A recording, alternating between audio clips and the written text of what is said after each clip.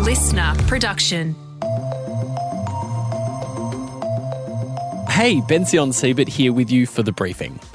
Novichok is in the news again.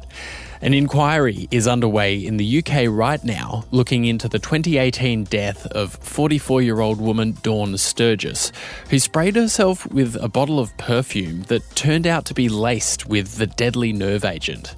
Novichok is an incredibly powerful poison, implicated in a series of murders over decades, spritzed onto common items like umbrellas, phones, and door handles. So where did this incredibly powerful poison come from? How exactly does it kill you, and who's been using it and why?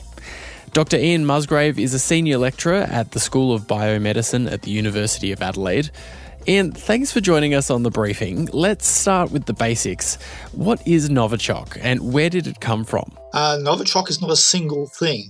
It's a group of nerve agents, all of which are based around the structure of organophosphates. So organophosphates are widely used as pesticides, although not so much now because they're kind of toxic. And the reason why they're toxic is why these class of chemicals is used as nerve agents. How they work is by poisoning the parasympathetic nervous system. Now, the parasympathetic nervous system is really important, and it's also the motor nervous system.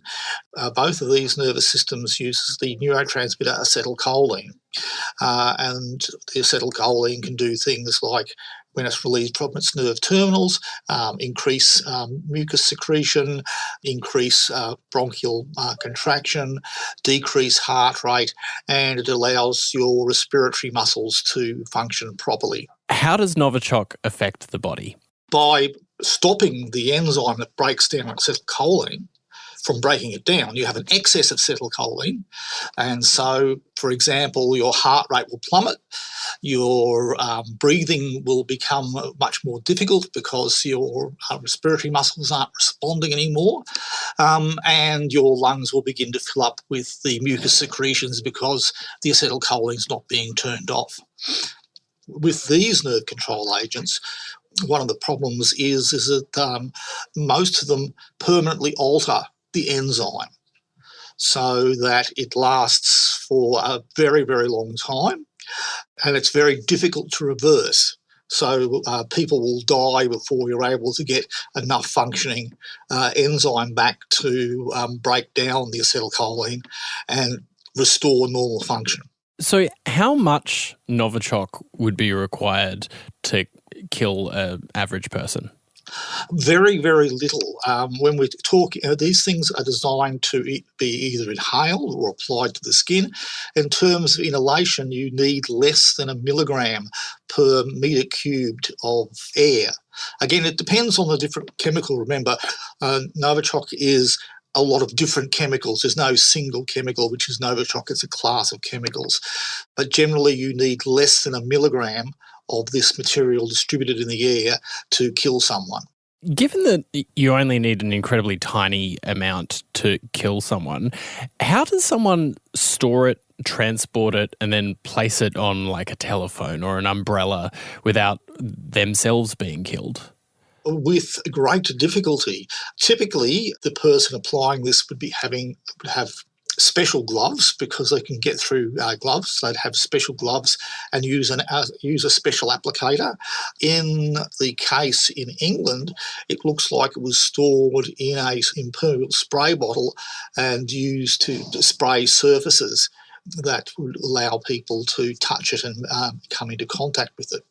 Again, the people who are applying this would need to have some protective equipment. If you're using something to paint it on, for example, you won't necessarily need a respirator. But if you're using a spray bottle, you have to be very careful of how you apply it. But again, you'd be using gloves or some other mechanism to prevent you from getting this material on yourself or breathe it in. Is there any way to know that it's there? Does it have any kind of smell or colour or taste? This is the problem is these things tend to be odourless and colourless, and if you can taste it, it's too late. Scary. Where exactly does this group of chemicals come from?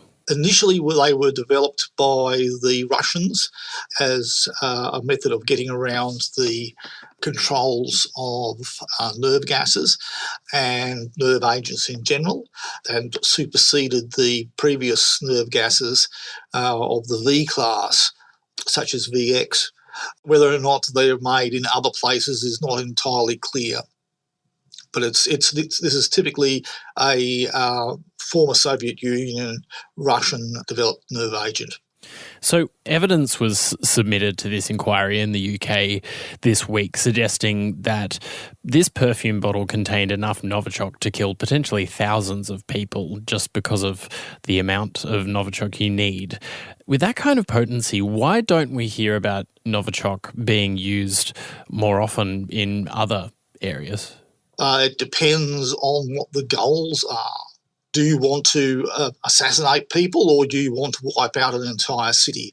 I believe that, for example, wiping out Birmingham or Sheffield would not go down very well in the international community, whereas assassinating one or two people is A, a lot more deniable, and B, will not cause as much problem as wiping out an entire city.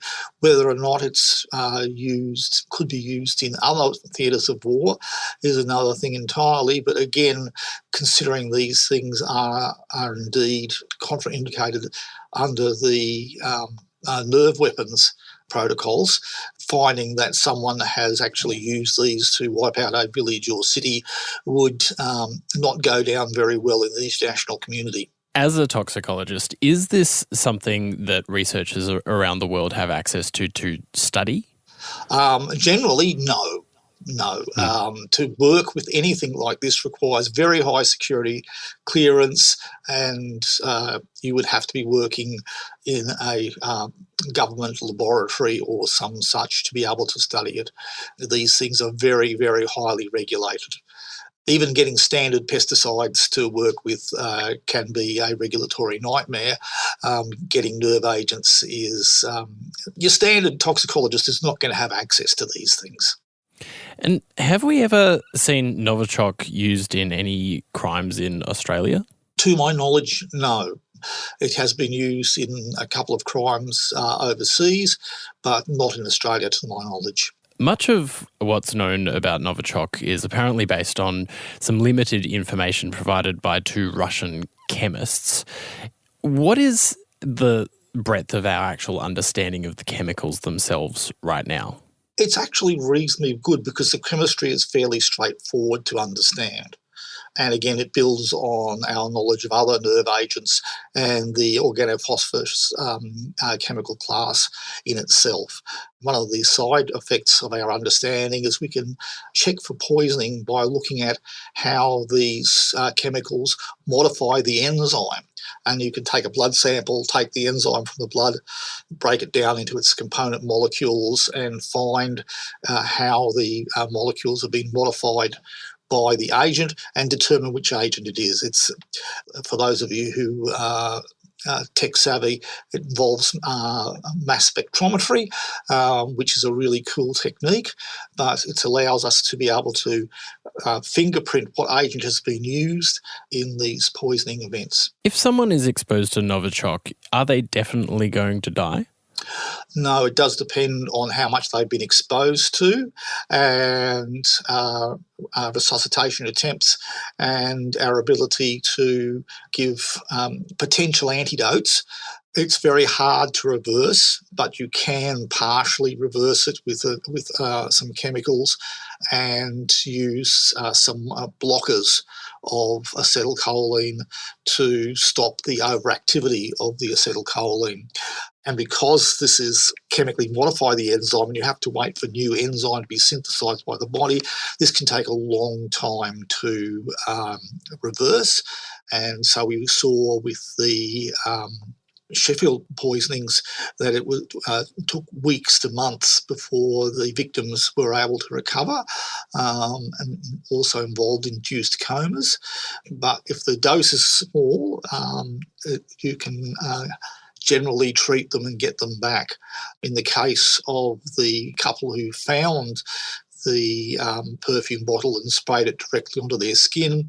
The dose was too high and they were unable to be saved, but the partner who was nearby was able to be saved. And finally, Ian, are scientists working on finding chemicals that can cure this more quickly? I do not know the answer to this. I would assume that there are scientists who are working on this in secure locations.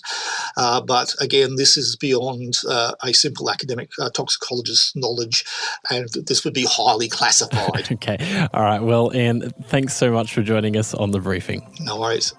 Dr. Ian Musgrave there. He's a senior lecturer at the School of Biomedicine at the University of Adelaide. That's it for this episode of The Briefing. If there's someone you know who might find this story interesting, why not send them a link to this episode?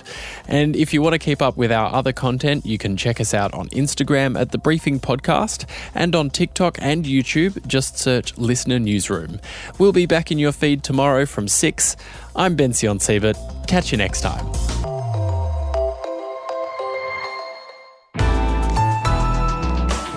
Listener.